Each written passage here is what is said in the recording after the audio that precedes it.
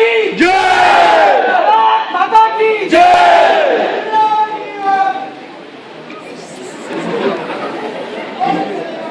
मंच पर विराजमान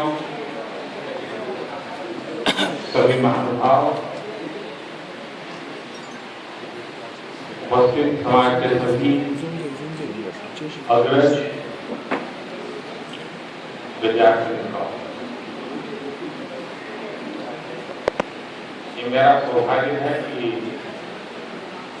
आज सरदार साहब को पुष्पांजलि अर्पण करने का मुझे सौभाग्य मिला।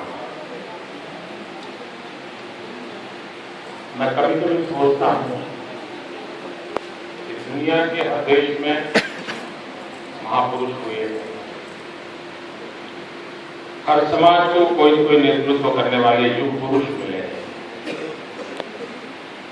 और विश्व के सभी महापुरुषों को उस समाज ने, उस देश के लोगों ने श्रद्धांजलि दी है।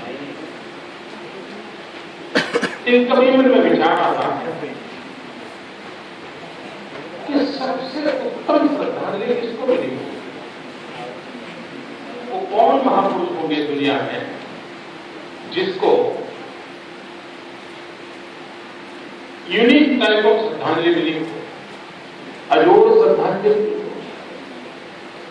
बहुत सोचने के बाद मेरा मन करता है कि शायद सारे विश्व में सरदार पटेल एक ही ऐसे नेता है कि जिसको एक यूनिक टाइप ऑफ श्रद्धांजलि मिली है।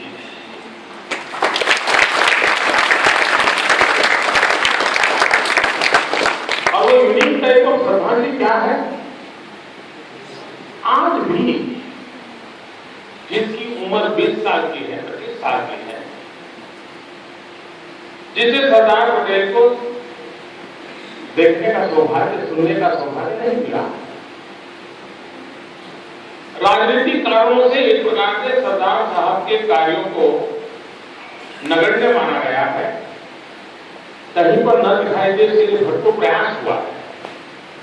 उसके बावजूद भी हिंदुस्तान के हर कोने से आज एक स्वर सुनाई देता है और वो स्वर है, सब कोई कहते हैं काश आज सरदार साहब होते तो। मैं मानता हूं इससे बड़ी कोई श्रद्धांजलि नहीं होती। एक महापुरुष की विदाई के इतने दशक बीत गए और वो पीढ़ी, जिस पीढ़ी ने उस महापुरुष को देखा नहीं, वो आज भी सहज रूप से बोलता है कि काश आज सरदार साहब होते तो, क्योंकि उसे लगता है कि देश जिन समस्याओं से जूझ रहा है,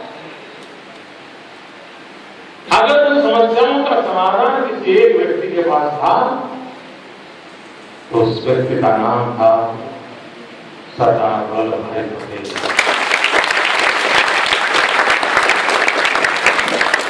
मैं नहीं मानता हूं कि ऐसी श्रद्धांजलि कभी किसी को मिली हो। दूसरी श्रद्धांजलि की कथा मैं ये भी कहना चाहूंगा, आज भी हिंदुस्तान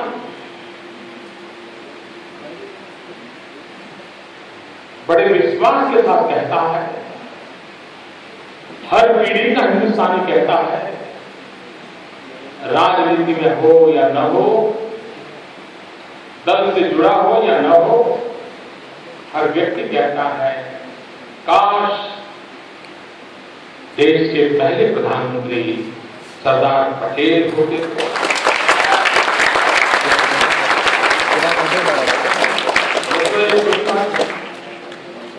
ये बहुत बड़ी श्रद्धांजलि है उस महापुरुष। कारण क्या?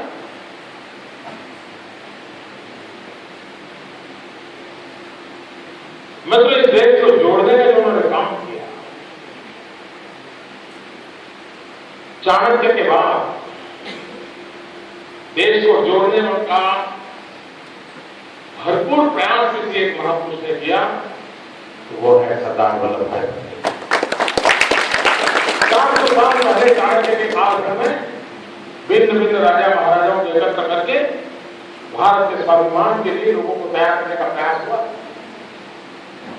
लेकिन उसके बाद इस भगीरथ काम को किया सरदार वल्लभ भाई पटेल। मित्रों, आज कोई कल्पना कर सकता है कि सरदार साहब न होते तो हैदराबाद कहां होगा।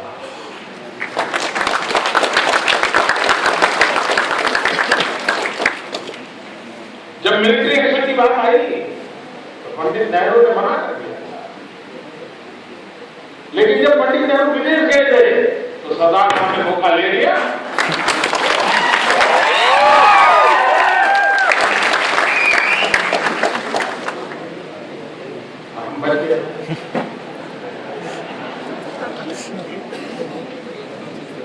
और पंडित नेहरू ने हिंदुस्तान के सारे राज्य राजवाड़ों के लिए तो सरदार वल्लभ भाई को काम दिया, लेकिन उनको लगा कि एक काम मैं कर दूं। उन्होंने कश्मीर का इश्यू अपने पास रखा और उसकी क्या हालत है वह जानते हैं। चल रहा सरदार साहब ने 500 से अधिक रियासतों को देखते ही देखते भारत मां की सेवा में एक माला में पिरो दिया। लेकिन पंडित नेहरू एक राज्य का, और जो भी उनको पैतृक राज्य के रूप में वो गौरव अनुभव करते थे, उस राज्य को वो इस देश के साथ मन से जोड़ने में असफल रहे। और विज्ञान कल देखेंगे, आगे तक देखेंगे, ठीक हो जाएगा, इसी लचीलेपन का परिणाम यह आया कि आज नासूर बन के वो समस्या हमें परेशान। क्या कारण है मित्रों? जम्मू वैली में,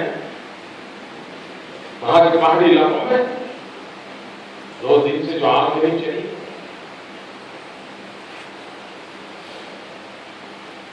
कश्मीर के पंडितों को अपना घर बार परिवार छोड़कर भटकना पड़ रहा है, फुटपाथ पर जिंदगी गुजारनी पड़ती है। और इन सारे मामलों को देखते हैं तब सरदार साहब की याद आती है। मित्रों, कभी कभी इतनी पीड़ा होती है। आपको एक घटना, शायद हमारे विद्यार्थी मित्रों को इंटरनेट पे जाएंगे तो गूगल गुरु को पूछेंगे तो जवाब मिल जाएगा। गूगल गुरु के विद्यार्थी है भाई। मतलब हिंदुस्तान के हमारे विदेश मंत्री यूएनओ में गए और भारत का विदेश मंत्री दूसरे देश का भाषण का कागज उठा करके पढ़ने लगे। अभी यानी ध्यान हो रहा है, और तब क्या लगे सरदार साहब याद आते हैं सरकार में। मित्रों, आज भी हिंदुस्तान में सिविल सर्विस का भारतीयता का रूप पर क्षेत्र बनाने में सरदार साहब का बहुत बड़ी भूमिका।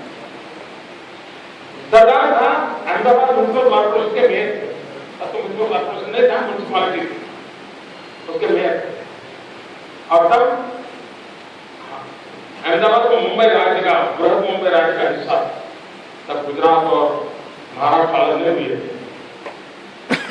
1930s में आपको जानकर के आनंद होगा, 1930s में अहमदाबाद म्युनिसिपल कॉर्पोरेशन ने सरदार साहब मेयर से एक रिजोल्यूशन किया था, और वो रिजोल्यूशन था इलेक्टेड बॉडी में 30% वीमेन रिजर्वेशन।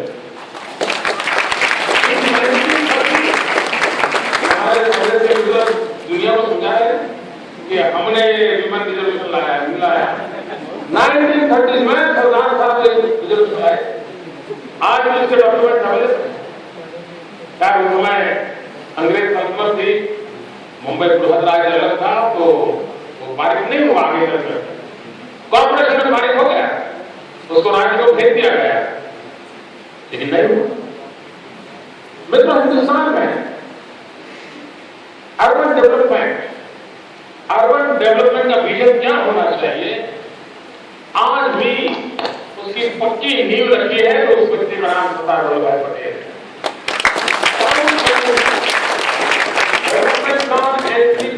डीपीएसपी, आप जो लोग शहरी विकास से जुड़े हो तो शब्दों से परिचित है। हिंदुस्तान में डेवलपमेंट प्लान अर्बन का एंड टाउन प्लानिंग का प्लान अर्बन का, इसकी सबसे पहली शुरुआत सरदार वल्लभ भाई पटेल ने अहमदाबाद म्युनिसिपल कॉर्पोरेशन से की। तो आप कल्पना कर सकते हैं कि कितनी विधाओं के वो धनी थे और उन्होंने इस काम को किया था। मेरी एक सपना है और मैं उस सपने में आपकी मदद चाहता हूँ। आज यहाँ आया है तो आंध्र प्रदेश से और विशेष करके नौजवानों से मैं मदद मांगता हूँ। मतलब मेरे मन में एक सपना है, सरदार पटेल का एक भव्य स्टैच्यू बना और उसको मैंने नाम दिया है स्टैच्यू ऑफ यूनिटी।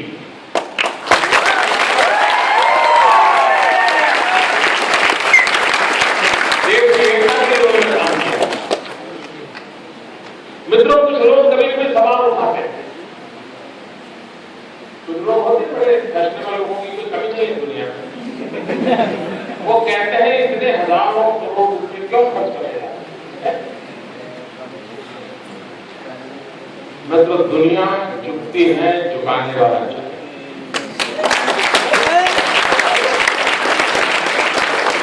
आज भी पूरा विश्व एफिल टावर को देखने के लिए फ्रांस में जाता है।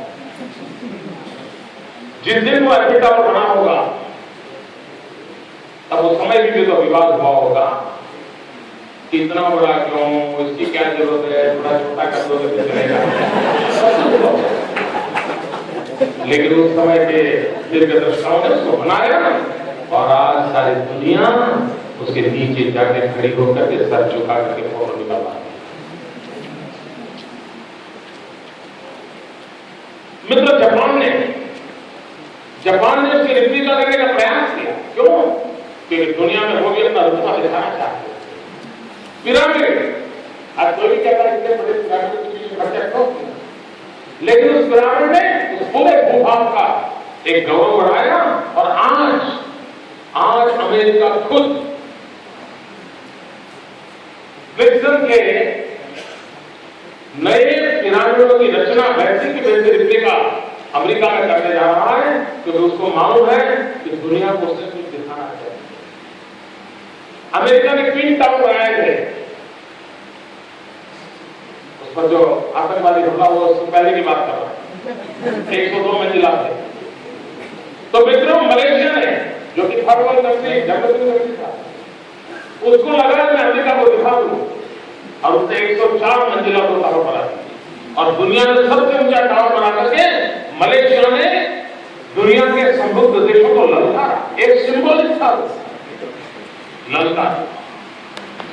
मित्रों, ताजमहल अगर उस जमाने में न बना होता तो कभी सवाल उठता है हिंदुस्तान में टूरिस्ट आते क्या?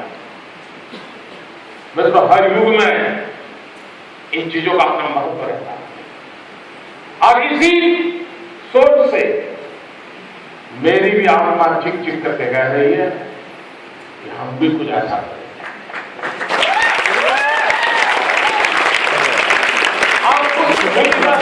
विचार आया स्टैच्यू ऑफ यूनिटी का। मित्रों, इसकी साइज आज दुनिया का सबसे ऊंचा स्टैच्यू है स्टैच्यू ऑफ लिबर्टी अमेरिका का।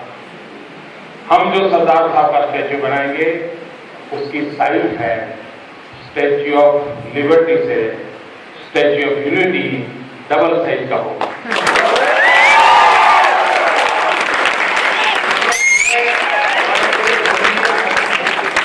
तो जो सॉफ्टवेयर डाला है उसमें छोटा छोटा छोटा सोचने का है ही नहीं।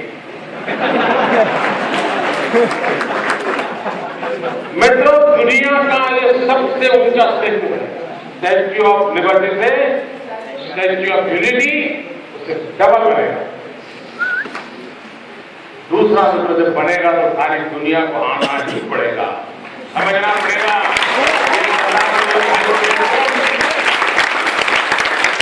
क्या दर्शनता हूं, दुनिया को क्या देखेंगे?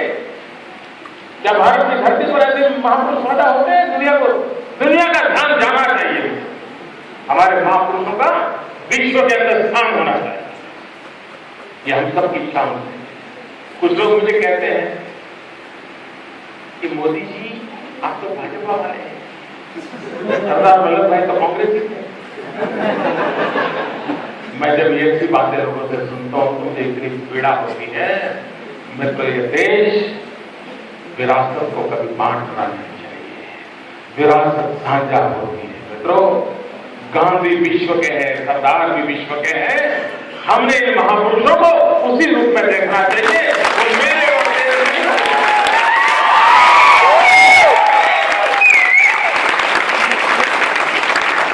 महापुरुष हर व्यक्ति के लिए महापुरुष होते हैं, हर पीढ़ी के लिए महापुरुष होते हैं, हर भूभाग के लिए महापुरुष होते हैं। ये भाव होना चाहिए। और इसलिए भाइयों बहनों, हमारा सपना है स्टैच्यू ऑफ यूनिटी का, लेकिन उसमें कुछ विशेषता। सरदार लोक पुरुष थे, सरदार किसान थे, सरदार ने देश की एकता के लिए काम किया, एकता के लिए काम किया, इसलिए स्टैच्यू ऑफ यूनिटी। एकता के लिए काम किया तो उस स्टैच्यू में हिंदुस्तान के 7 लाख गांव जुड़ने चाहिए। ऐसे अकेला मोदी बना दे रहे, 7 लाख गांव मिलकर के बनाए, क्योंकि उन्होंने एकता के लिए काम किया था। और मैं एकता का काम इससे करना चाहता हूं।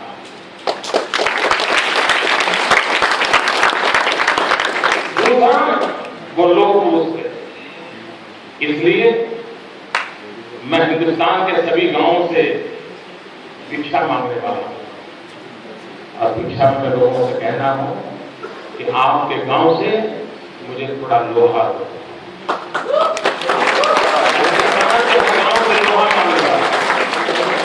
लेकिन लोहा मांगता हूं और कोई कह दे हमारे यहां निजाम की पुरानी तोप है, ले जाओ, बन जाएगा, तो वो नहीं चाहिए मुझे। न किसी की तलवार चाहिए, न किसी की तोप चाहिए।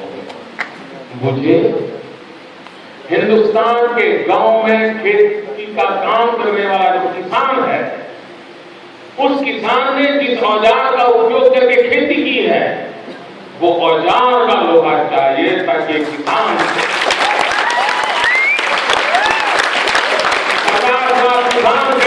किसान ने खेत में उपयोग में लाया हुआ औजार सरदार साहब लोह पुरुष से लेके लोहे का औजार। सरदार साहब देश की एकता के लिए काम किया था, इसलिए हिंदुस्तान के सभी प्रदेशों से, हर गांव से, कहीं से 100 ग्राम लोहा, कहीं से पूरे गांव से, एक ज्यादा नहीं, हर गांव गर्व से कहेगा कि सरदार साहब जो खड़े हैं मेरे गांव का लोहा है।